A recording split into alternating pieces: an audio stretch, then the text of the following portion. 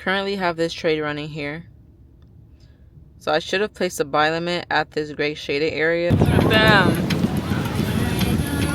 These three. Okay. Sheesh. All praise to the Most High, 'cause He saved me. All praise to the Most High. Good morning, everyone. So, happy Wednesday. Currently have this trade running here. So I should have placed a buy limit at this gray shaded area, but as you can see, I did enter. Hold on one second. I entered a little bit late. Again, I should have had a buy limit placed within this area, and I should have been in the trade, yesterday. Would have took some drawdown, price expanded higher, but it's all good. But I didn't enter just now. I caught the bottom of that 1 hour open candlestick, so I got the manipulation pretty much, which is great.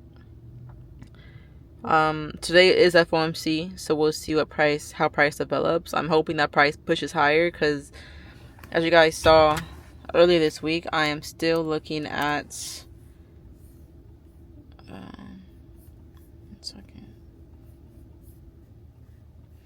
I'm still looking at this daily high to get taken. So my hope for today is that FOMC will bring the right amount of volume to push price higher. Because, all news does, whether that's FOMC, NFP, CPI, or even like a medium impact news event, all news does is push price in its intended direction. It just brings that volume.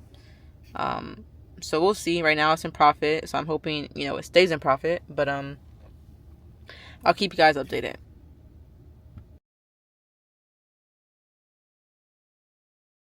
Bam! These three.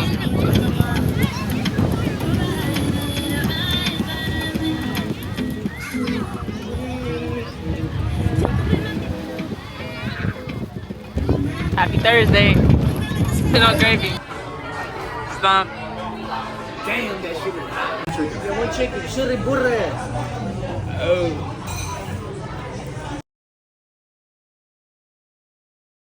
Welcome to the weekly recap for this past trading week, June 1st through June 21st. So, as always, in the past two Saturdays, I've been including my weekly recaps into the daily trading vlog, and I told myself I'm gonna do that just so you guys can really stay in tune to how my journey is going, how the week went, things like that. So this is my third week including the weekly recap into this daily vlog, so hopefully you guys take some value away from this week's weekly recap. So starting off, oh my gosh, one second, guys. This apartments wants me to sign in. There we go. Cool. So this week was I'm not gonna say it's a slow week, but it was a slow week. So here it shows that I took one trade this week, right?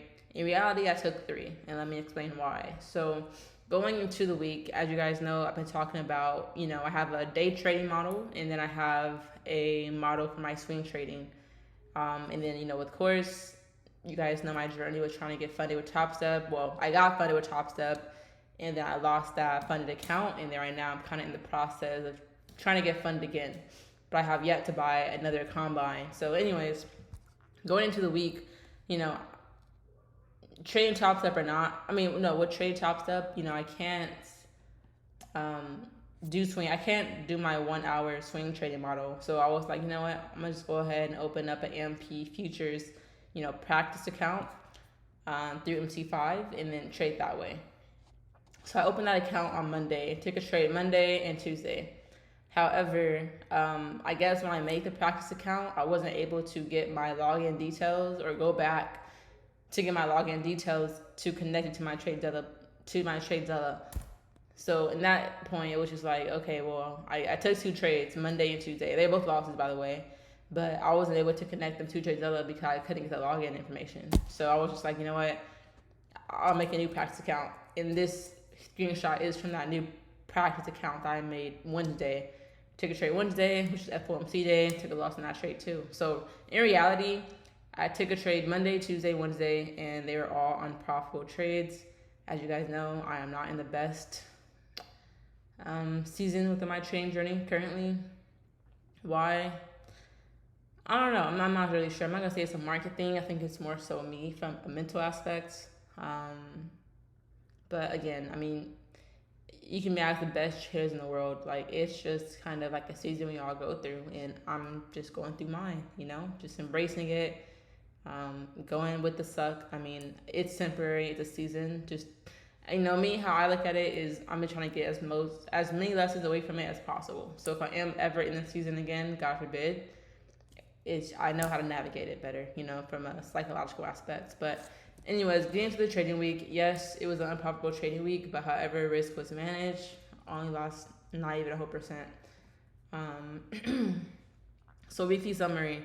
So I put my trading week this week was another unprofitable trading week. Early on in the week, I decided to open up an AMP futures practice account. That way I can have an account to practice my pro trend swing entry trading model, which consists of only 1 hour executions.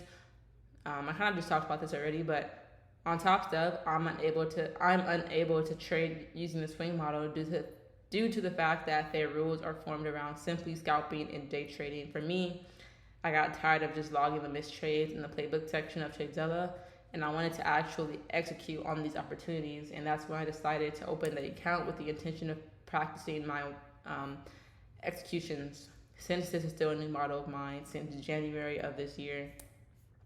Originally, going into the trading week, I was going to buy another 50K combine, so last Sunday.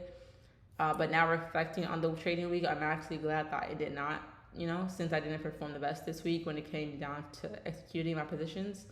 Mentally and emotionally throughout the week, I felt discouraged because it seems like for the past 2 trading months, both May and June, it's been a challenge to catch a good trade that I'm actually proud of. May's monthly recap, I already talked about how it's more of a price action thing. And then when it comes down to how June has been, thus far, I would say this week, being down 0.14% is not bad at all. So I think more so June, it was just like a mental block. And that's kind of why my performance, wasn't where it should be, or at least not where I would like it to be. But thankfully, again, my risk was managed. Also, to mention a practice account that I opened up, so this one here, it is a 100K account, and Wednesday's trade, there was 1 contract used trading micro NASDAQ, so that's also a risk management thing that I have to adjust on my end. So I may open up another account, and that one may be like $1,000, because $1,000 trading the micro NASDAQ, okay, it makes sense, from a risk management perspective. But a 100K account, micro NASDAQ, 1 contract, it's just like I'm definitely under leveraging. So it's just like I have to change that. So yeah, I may open up another one. But anyways, I would say moving forward, going into week 4 of June, I think that I am just going to leave the practice account alone for my swing trading model. And for the meantime, I will just continue to backtest the swing trading model along with documenting any missed trades in the playbook section. That way I can just really focus on Top Step and getting another funded account, because honestly, that should be my main focus when it comes to where I'm currently at right now within my trading journey. So again, not too much going on this week. Took the trades, they were all unprofitable. But I think more so, instead of me focusing on the swing trading model, I'm going to just go back to Top Step, you know what I mean? Because at the end of the day, it's like I had a funded account, I lost it, and my main goal right now should be to get funded again. Not in a rush, but it's just my main goal right now is to get funded and then get my first payout and then consistently get payouts. That's my overall goal, when it comes to this funding journey of mine, The swing trading model is always going to be there, but I think I'm more so just wait to get my personal account in order, to trade that swing trading model, because at the end of the day, that swing trading model, it's going to be simply for just my personal account. Because again, Top Step, it's not made with the attention to swing trade. It's like a scalping and day trading. Cause you have to be out the. I believe for Top Step and all the futures prop firms, you have to be out your trades by like 4:15, like 16:15 p.m. So it's not really made for swing trading. But moving on, key takeaways from this week, what worked well. So I put being as transparent as possible in my daily journals. I'm not sugarcoating any emotions or what I'm currently going through within my trading journey. That way other traders can know that even good traders go through tough or dark times. I feel like as a trader, it's something that's unavoidable. You know, you kind of just can't avoid it. We all go through these dark seasons within our trading journey. It's just about, honestly, it's just like you have to learn how to embrace these dark times within your trading journey because, you know, trading is a mental game. Like, it's going to build mental resilience. Like, you're going to come out on the other side stronger. It's kind of just a situation where you got to go through it to get through it, you know? But yeah, and then also what worked well this week, I have been consistent when it comes to posting in the TradeZella Discord community for the Zella Zone Challenge. You know, I haven't missed a day so far, which puts me in a really good position. So just overall, just making sure I journal every single day, and not just journaling every single day, but journaling as thorough as possible, you know? So that's also a big thing for me. So I'm definitely glad my consistency is there. And then also being transparent, you know, on this channel with you guys. I'm not sugarcoating anything. I'm not just, even my bio, I think it says sharing the highs and the lows within my trading journey. And, you know, I'm glad that I'm standing on that, you know, like I'm not over here saying like, I'm not sugarcoating anything overall. It's just like, I'm being transparent as possible with you guys about where I'm currently at with my trading journey. Like, I am going through a low point within my trading journey. Like, I am on a losing streak. I did lose my Planet account, you know, due to me taking low probability trades. So it's just like, I'm just trying to be 100% transparent because, again, we all go through it. We have our highs, we have our lows. And I just want this channel to be for other traders that are going through the same thing as myself and just showing you guys like, hey, like we all go through it. Like, we're all in this together, you know? So yeah, that's my key takeaways from this week when it comes to what worked well. So what didn't work well? So what didn't work well this week was going into the month of June. I told myself, this is more of a personal thing. So I told myself that I'm going to take a 1 month social media detox. And this past Wednesday, I decided to log into my socials, which is just, for me, Instagram and Snapchat. Why? Not sure, honestly. I think it was just kind of boredom, to be honest. When I did log in, I just felt like the break I needed wasn't ready to come to an end. So planning to deactivate that again, I think Wednesday. I'm gonna do that. You can only do it once a week. So I'm gonna go ahead and deactivate it again and just take the rest of June off and maybe also July. And I don't know, I think more so it's like, it's not necessity. I don't have to do this, but it's just like normally when I'm going through a tough time within my trading, like, I kind of go through this season where I kind of just want to tune the world out. Not in like a way out of malice. It's just more so like, I really need to focus and I really need to limit as much distraction as possible. So it's more so that, you know. So I think I'm going to take the rest of June off, starting, you know, this upcoming Wednesday. And then I'm going to also take maybe July off as well. And again, it's not a necessity. It's just something that I want to do personally. You know, it's not the first detox I've taken, like, I think the longest detox I took social media was last year. I think I put it here. It was February 4th of last year, all the way until September 26th. This is the day I graduated Navy boot camp. So this is dang near an 8-month detox. So I'm not going that long because I just feel like it's not needed. Back then, it was 8 months because I was going through some personal things as well. And then the Navy, it was just like a change in my life within those 8 months. So I definitely didn't want to be on socials back then. But yeah, this is more of a personal thing. And then you guys know here, my daily journals, I just pretty much always link them. So this is Sunday's daily journal, last Sunday's daily journal. So I have my weekly market breakdown, take a screenshot of the economic calendar, my weekly intentions, the news we have this week, you know, have the quarterly time frame, monthly, weekly, daily, 4 hour, 1 hour. So doing a thorough top-down analysis. So I do every single Sunday. And then Monday, and then my daily journal template is pretty much the same. Pre-market analysis. Did I trade today? Missed trade. Mindset reflection. Same thing with Tuesday.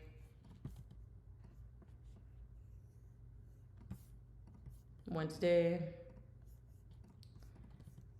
And then, I'm not gonna lie, Thursday and Fridays, they are kind of, I'm not explaining it. So we had a 4-day weekend, right? We had Thursday and Friday off for Juneteenth. So I took a break from trading, Thursday and Friday. I didn't even look at the charts. So that was Thursday and Friday. And then positions executed, that's the trade recap for the trade that I did take in the AMP futures practice account. So here's just a trade recap. So I have my daily recap, and then I have my actual trade recap. So the actual trade recap is here. So the stats: 1 hour order flow is bullish, daily directional bias is bullish.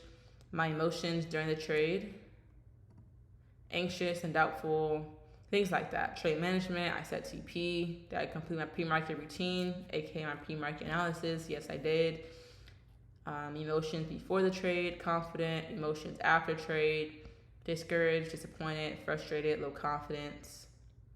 News on this day: we had FOMC, unemployment claims, daily cycle was bullish, mistakes that I made, wrong drawn liquidity, wrong analysis, market conditions, execution time frame, confidence level before trade, confidence level during trade, sleep, trade rating. So it's like I have all these statistics, and it may seem very tedious, but in the long run, it's like you'll thank yourself, And I logged a playbook. This is my pro trend swing issue playbook. This is the execution date and time, the price I got in, the price my stop loss got hit. This is my actual trade recap, so like the trade notes. So I put the overview of the trade, got my screenshots in there, entry breakdown, position size, risk management, just things like that. Like I say, it's not a lot to do, but I think it is important to really journal with this much depth. So this is, I think you guys saw this in Wednesday's video. I think that was day 55, if I'm mistaken. It's all gonna be one video, but this is when the trade was in my favor, and then price reversed and hit my stop loss. But yeah, I was confident because this was looking good. I was like, oh, cool. I got the bottom of the 1 hour wick. Like, cool, nice. And then, we have the trades, other screenshots there. So that's the positions executed section. And then my missed trade is basically pretty much trades that I logged in the playbook section that I missed out on. So Monday, I missed out on a 2.7 R. And Thursday, a 2.9 R. So almost a 5 R. And then Friday was a no. This is Juneteenth, and then Friday was it was contract expiration. So now we are on MNQU, or September's contracts. Did I follow my plan consistently? Yes. Did I let my emotions influence my decisions? No. Was there any over trading or revenge trading? No. How disciplined was I with my exits and stop losses? Discipline for the trade that didn't end up playing out in my favor. It was because my stop loss got hit. In a bullish market, my stop loss placement goes below the previous swing low. So I did that. So what is my biggest lesson from this week? So my biggest lesson from this week was that I need to urgently get back to back testing, not just once a week, but daily. Back in 2023, I had this daily high priority action, like a daily to-do list where I would intentionally backtest 1 week of data every single day. And I found myself wanting to get back to implementing, that daily task again, like now. Because, I know that I can trade. I know how to approach the market. However, I just want to make sure that I stay as sharp as possible. And then I also have that 100% confidence in my trading plan and for my trading playbooks that I have. And then the most effective way to get that sharpness and confidence back for me personally is through back testing. So with that being said, starting next week, starting this week, this next week, I will be including that within my day-to-day. So I'll be including screen recordings of my back testing session more than likely, or I'll just be showing you guys the results of that back testing session. So you guys will be seeing that first moving forward in these daily trading vlogs. Just you guys can stay in tune with that as well. So what will I do differently next week based off this week's performance? I would say keep more of an open mind. I feel like I am continuously developing as an analyst. However, there were some things I missed pre-FOMC, which brought about the loss on Wednesday. And then my goals for next week. So process goals, just execute with confidence. Performance goals, just stick with what works for me, which is my FVG entries. Discipline goals, intentional backtest 1 week of data daily. Continue to complete my daily journal and recaps daily, and then also complete my daily trade commentaries daily, and I have been doing that. So besides that, that pretty much wraps up the weekly recap. So hopefully you guys took away something valuable from this week. Definitely not how I intended the week to go. Definitely not. But again, it is what it is. It's just something you gotta go through it to get through it, to see that light on the other side of the tunnel. So yeah, that wraps up this weekly recap. And then today is Sunday. I am recording this a little bit late because again, I pretty much took these last 4 trading days off from trading. I filmed some content that you guys will see in this video, but so the recordings are coming out a bit late, but I am holding myself accountable to get them done. So weekly recap is done, and then next I'm going to go ahead and film the weekly market breakdown. So I have just a beautiful day outside.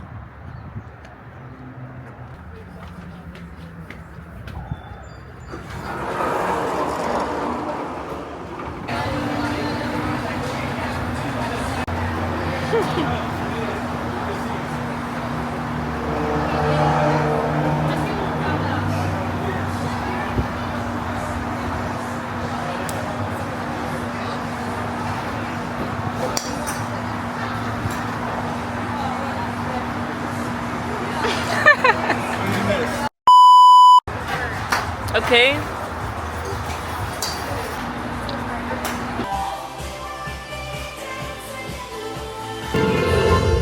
We'd like to take a moment to recognize our investors and to thank our millions of AMC stock.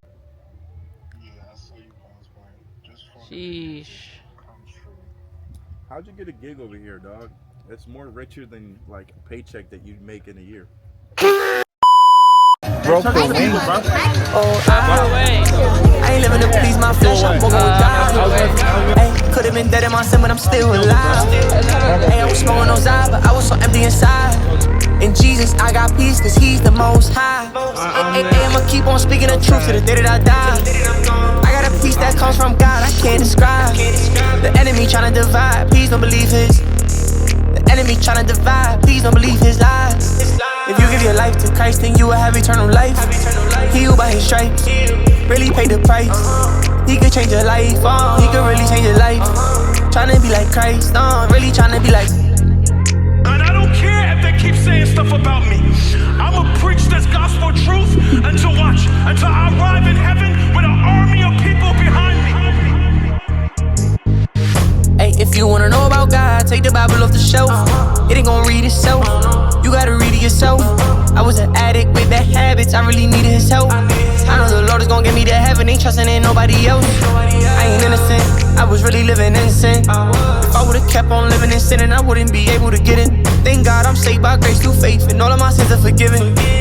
Come take a look at my family, he really saved us. Holy Spirit changed us, living in sin is dangerous. He never changed up, I'm tryna show the same love. Tryna show the same love. If you say you love, don't show no fake love. I ain't think nothing would happen, was trapping and smoking, and I did a lot of that. If you killing and drilling and living in sin, then he's calling you out of that. If you playing a block and you smoking a lot, he's the one that can free you. If he did it for me, he could do it for you too. I ain't tryna mislead you. Yeah, this world is not my home, I'm just passing by, I'm visiting. I cannot open the door to no opposition, I can't let nothing wicked in. When I fall down, I come back to the mercy of God, cause I know it's unlimited. And I hope that you listening, gotta keep running this race till you finish it. Let go of that pride inside, man, go pick a side when you gonna learn. We can't be thinking we something when we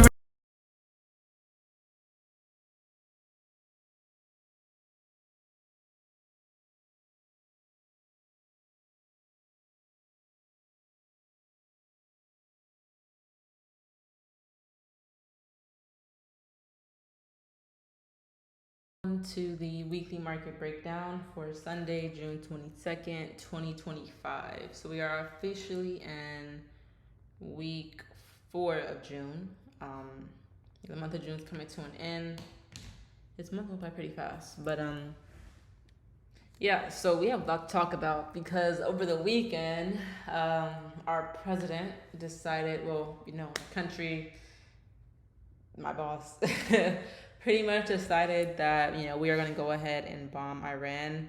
So that happened, I believe it was Saturday night is when I saw the news. And the market is open currently. I'm doing this weekly market breakdown a little bit later than usual. I just got back to the apartment.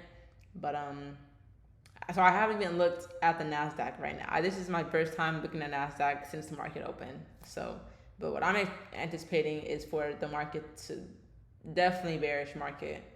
Long term, I don't think so. And I'll explain why, but definitely as of now, yes, because that definitely impacts the NASDAQ, just overall economy, you know. So we have that.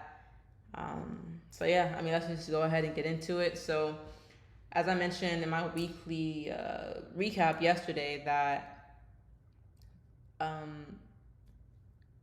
I lost my train of thought. Oh yeah, we had contract expiration, right? So June 20th was contract expiration date. So now instead of, you know, the June contract, we're now the new contract. So I'm gonna start off with a quarterly time frame because April, May, June, this is the last month of quarter 2. Officially next week, mid next week, we're gonna officially be in quarter 3 of the year. So that's why I'm gonna go ahead and start looking at this quarterly time frame because as you can see, this is how quarter 2's candlestick is looking so far. We have 7 days left, you know, within the quarter. 7 trading days left within the quarter, I would say. And we are looking very, very bullish. You know, price went ahead and we dropped lower, took out the sell side liquidity, and then price showed a strong reaction higher away from the low. And then now, you know, my drawn liquidity, I've been talking about it for the, you know, for a while now. But as you can see, we have our quarter 1 high.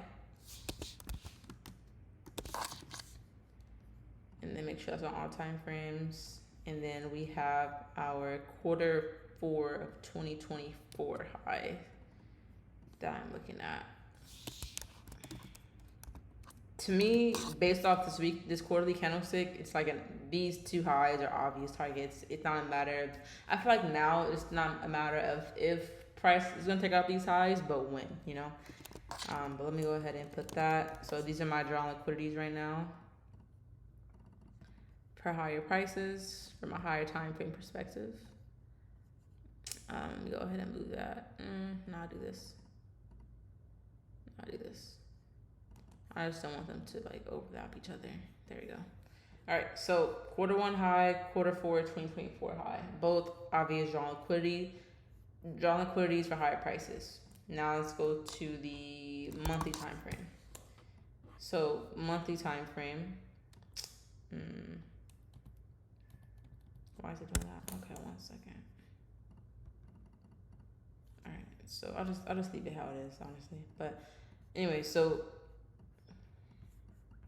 delete that. So I already talked about how price went ahead and showed a strong reaction away, and that was specifically in April, so the first month of quarter 2. And then we saw a continuation, right, during May. May closed bullish, and then now here we are in June. Now, based off coming into the month of June, you know, based off May's monthly candlestick alone, I was looking for June to be another bullish month and possibly even for June to take out, you know, both of these quarterly highs. However, we do have 7 trading days left, like I just mentioned, and we are now showing price mid high of the month, and then we're seeing a strong reaction away from the high of the month. So to me, at least as of now, it is looking like it is looking like June isn't going to bring that delivery when it comes to higher prices of taking out this high and this high here. Instead, it looks like June may even close bearish, depending on what happens within these 7 days. A lot can happen within 7 trading days, but as of now, it looks like June isn't going to be delivering that bullish price action, especially with, you know, the news that just came out over the weekend with the U.S., you know, bombing Iran's nuclear systems. But go into the weekly time frame now. So weekly time frame. I'm not gonna really do any markups as of now. I have to do my weekly market breakdown still, and take my screenshots and things like that, and I'll include it in the. It may come out. I'll include the link to this weekly market breakdown in my annotations with the charts. I'll include that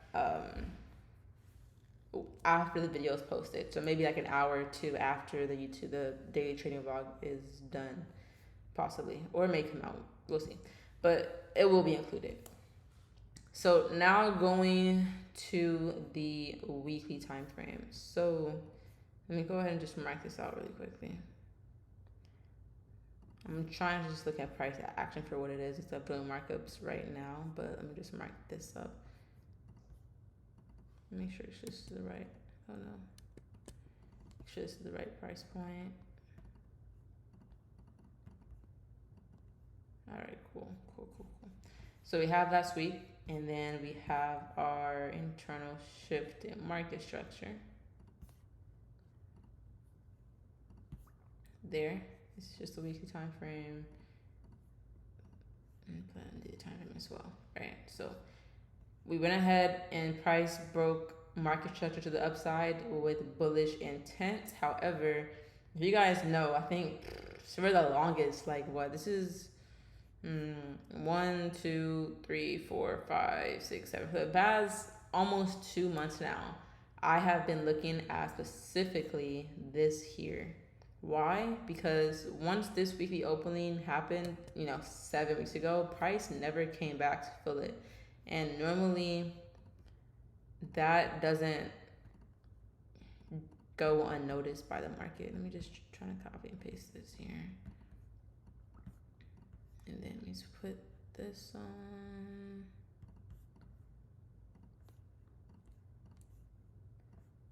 And I'll explain that in a second.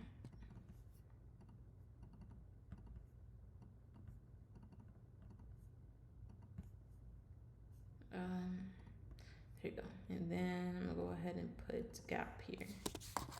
So like I was saying, so this weekly candlestick, when it opened up, price just immediately traded higher the remainder of the trading week. Price and never came down.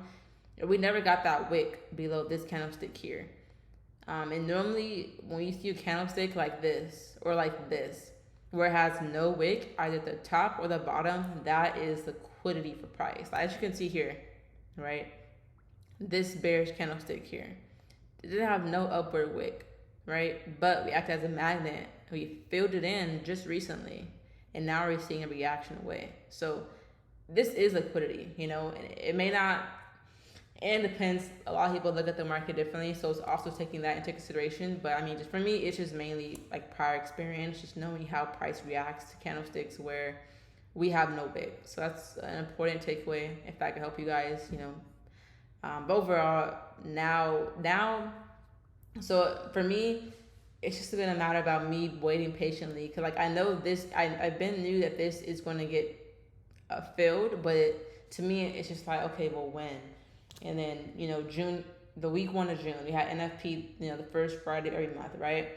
Also, okay, maybe NFP may drive lower prices. That didn't happen. And we had CPI, I don't want to say last week, but the week before last week, I believe we had CPI, week 2 June. And that didn't happen. That didn't drive price lower. And then we had FOMC just, last Wednesday. I was like, okay, well, maybe FOMC will drive prices lower to this week's opening gap. that didn't happen. So now it all makes sense. Become like, okay, cool. Well, we just had U.S. bomb Iran this past weekend, so now we have a big enough, I would say, economic event to actually have an impact, a big impact, on the market. So, and the economy as a whole. So, and it just goes to show, like, the market is already priced in. Like, obviously, no one knew that the U.S. bombed Iran until it actually happened. However, the market, it's so smart. It's just like, how do I say it? It's just, hold on. I was talking to a friend about it earlier, and it's just crazy how it is. But it's just like, yeah, he said the market will always foreshadow what happens in the world, even before that event happens. And I've been noticing this for, I think, even maybe year 2 of trading. I was just like, wow, the market, like, it really is priced in, It's kind of funny how it works, but I don't want to get off topic. I just want to say, though, that, the market just opened, but so this is how last week's weekly candlestick closed. So as you can see, once price filled in this wick here, price started to, I guess you could say, topping out. We're starting to see price exhaust. So, week 2 of June, price traded higher. We closed with a lack of intent. Last week, traded higher. We closed with a lack of intent. So that lets me know that at this point in time, the market isn't willing to trade any higher at this point in time. So that lets me know, okay, well, now going into week 4 of June, the market's not showing any intention to trade higher. The U.S. just bombed Iran. You're putting all these confluences together. And now for me, I would feel more confident, or I would say more so, I wouldn't be surprised if we saw lower prices come into play. Now, is this gap going to be filled this week? I don't know. I have no way of telling that. However, it's just more so having scenarios. If price does this, then I will do this, and then overall, just going with the draw liquidities,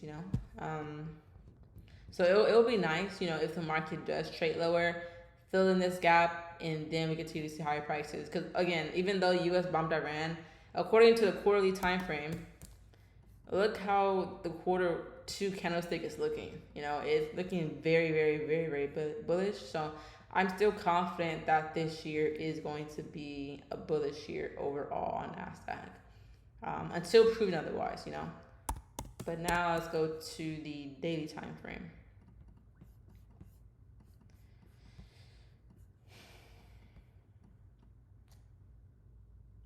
All right. So daily time frame.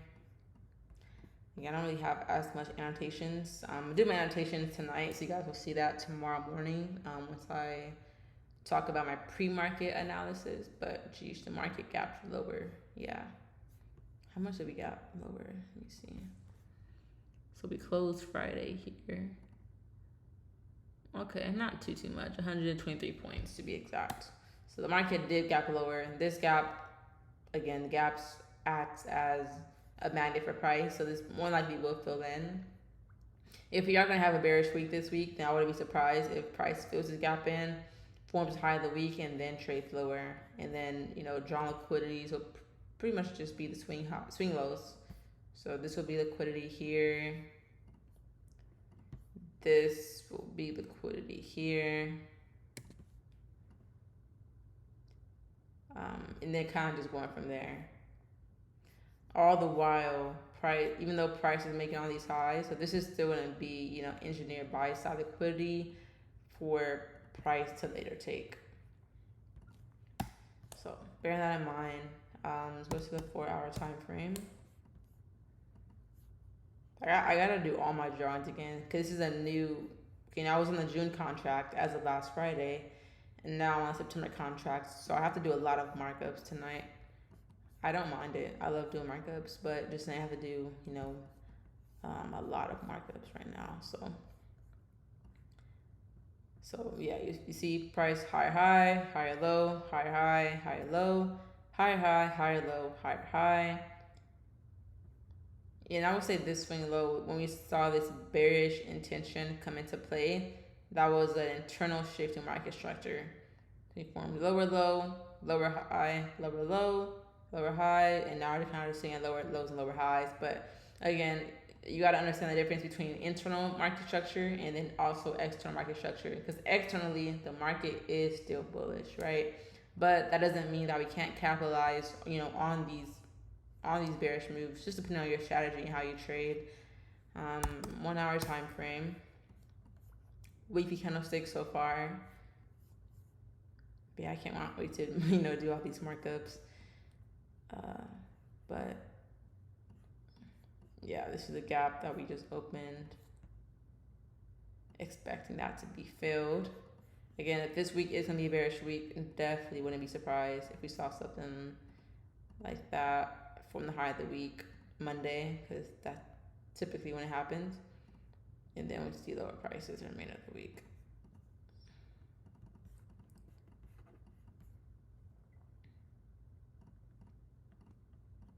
Yeah, definitely wouldn't be surprised. So that's the weekly market breakdown. Looking for lower prices overall.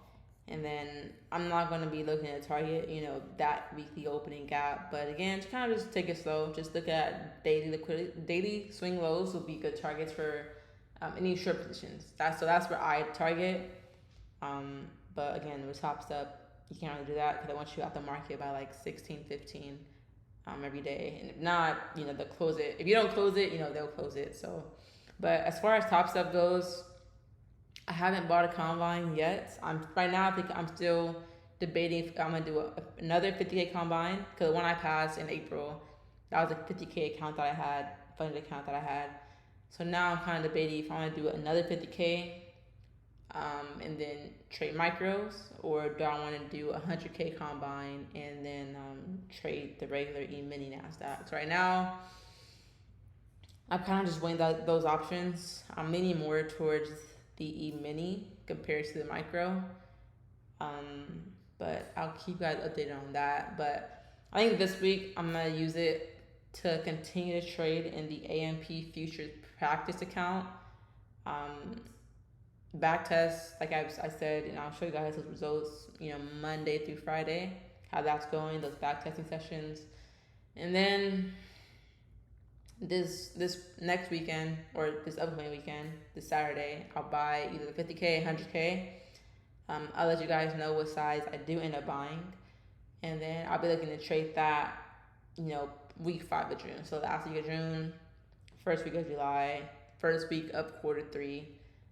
So kind of take it easy, especially that quarterly opening. It could be a lot of manipulation. So, but yeah, I mean, that pretty much concludes the weekly market breakdown for the week. Hopefully you guys were able to take away something valuable. I know my charts aren't as marked up annotations, which includes my thoughts and things like that, but this is a brand new contract, so I'm gonna do all these markups tonight, and then again, tomorrow morning, when I show you guys my pre-market analysis, I will be able to